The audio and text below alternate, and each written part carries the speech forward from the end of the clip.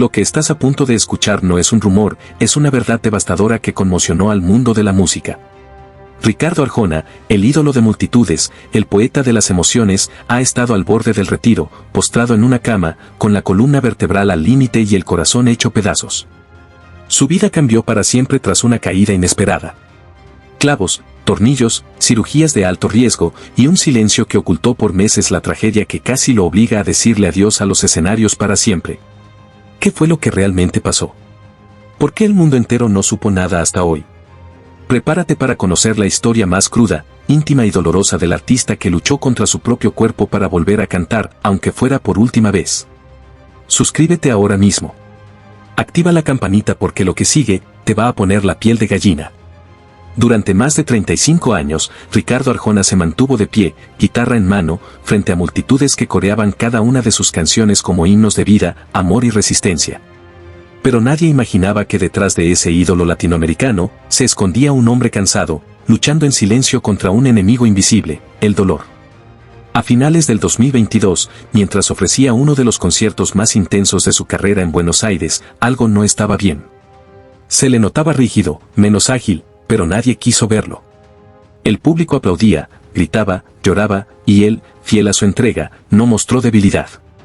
Sin embargo, en el camerino, al bajar el telón, sus asistentes lo encontraron sentado en el suelo, con la espalda arqueada y el rostro desencajado. El dolor era insoportable. Durante meses, Arjona había sufrido en silencio. Dolencias que comenzaron como una molestia leve en la parte baja de la espalda, se transformaron en punzadas intensas que irradiaban hacia sus piernas. Los médicos fueron claros, sus vértebras estaban colapsando por años de desgaste físico, viajes sin descanso y presentaciones sin tregua. La gira blanco y negro seguía su curso, pero Ricardo ya no podía sostenerse por mucho tiempo. Cada presentación era una hazaña.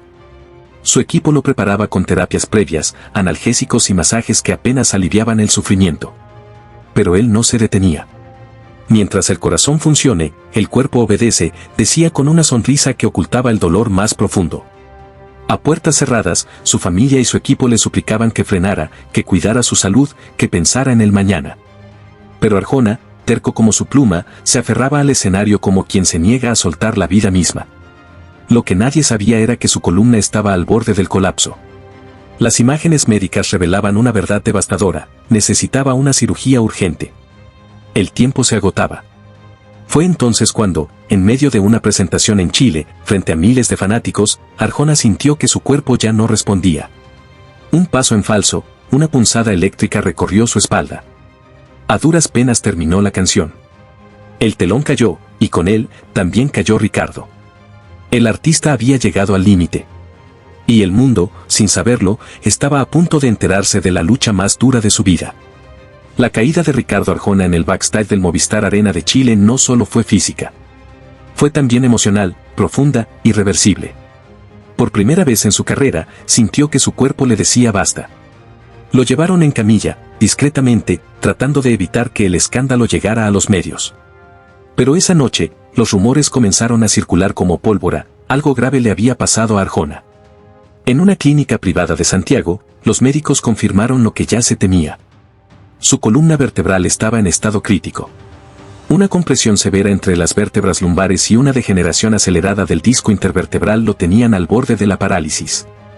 La única opción viable, una cirugía de emergencia con implantes metálicos. Clavos. Tornillos.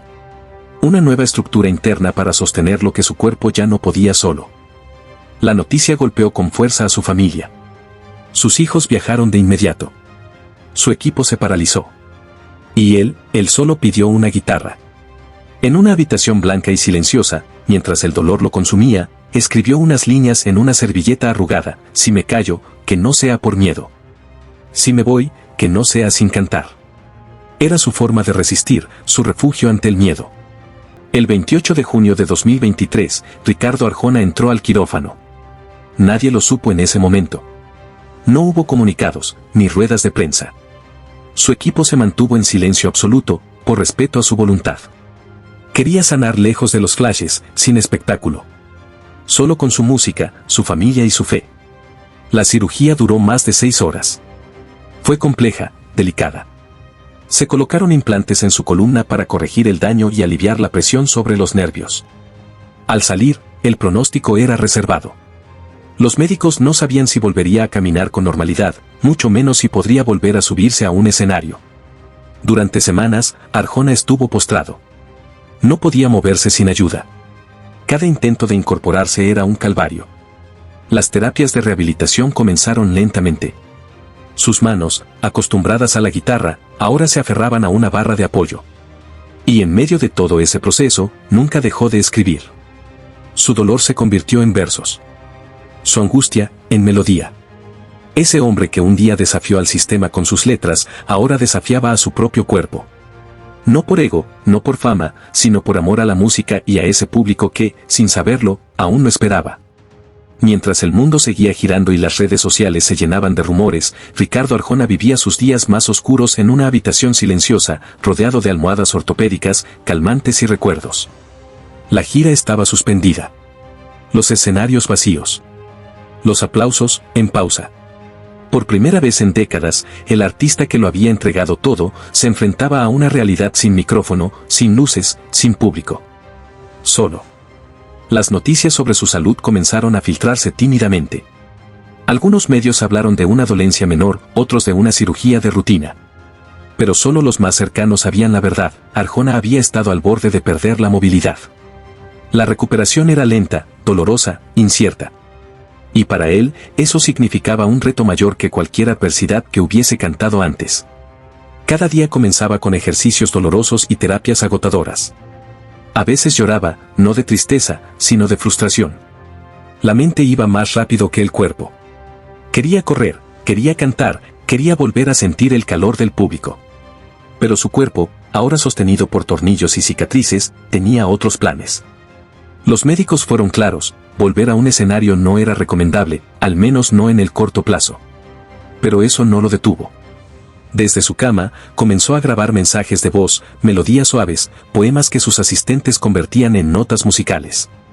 Estaba creando un nuevo álbum sin saberlo. Un álbum hecho desde la vulnerabilidad, desde lo más humano de su alma. Sus hijos lo visitaban con frecuencia. Uno de ellos le trajo una pequeña grabadora de los años 90, como las que usaba cuando componía en Guatemala. «Para que no se te olvide quién eres», le dijo. Y no se le olvidó. Arjona volvió a escribir con más fuerza que nunca. Cada línea hablaba de resistencia, de fragilidad, de renacer. Pero no todo era poesía. Las noches eran duras. El insomnio lo acompañaba como un viejo amigo. A veces, simplemente se quedaba mirando el techo, preguntándose si algún día podría volver a caminar sin dolor o si ese era, en verdad, el principio del fin. Y sin embargo, en ese silencio, encontró algo más fuerte que el miedo, la certeza de que aún tenía mucho por decir. Tal vez no podía correr por el escenario, pero aún podía cantar. Aún podía emocionar. Aún podía inspirar. El eco del silencio no era el fin de su voz. Era solo el inicio de una nueva melodía, la más honesta, la más cruda, la más real. Pasaron los meses.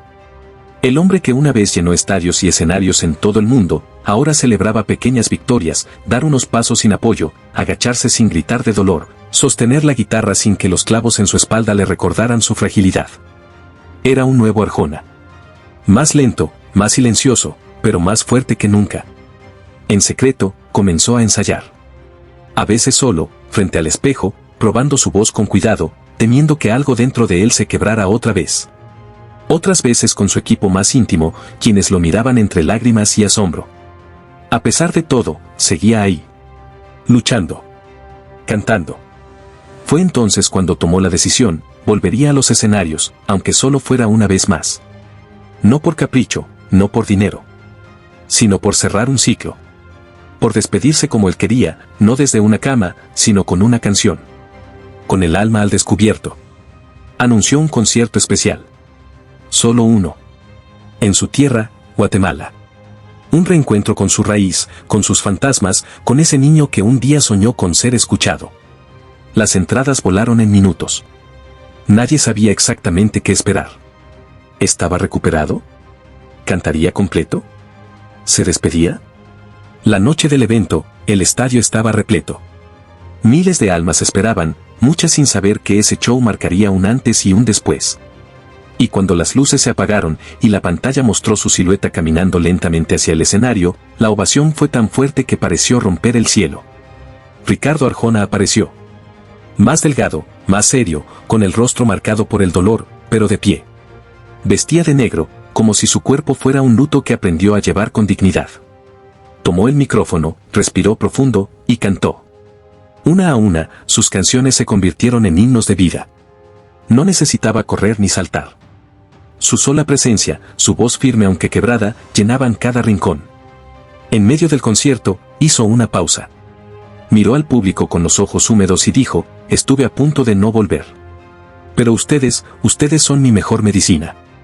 El estadio estalló en aplausos. Lágrimas. Amor.